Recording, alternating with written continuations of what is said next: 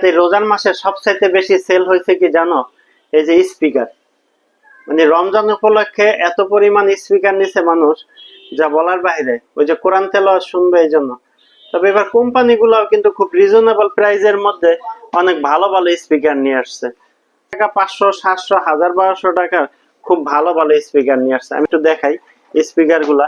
জিওর কিছু স্পিকার আছে, এগুলো সবে 1000, 1200 টাকার ভিতরে এই স্পিকার গুলা, এবং সাউন্ড কোয়ালিটি কিন্তু অনেক ভালো।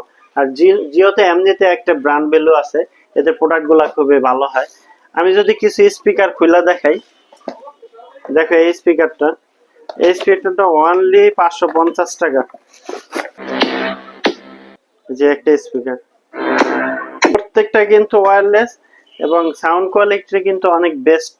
মাত্র 700 টাকার স্পিকার। দেখো সবচাইতে বেশি সেলিং স্পিকার হচ্ছে জিওর এই স্পিকারটা, 1050 টাকার মধ্যে স্পিকারটা। এই স্পিকারটা কিন্তু ওয়াটারপ্রুফ।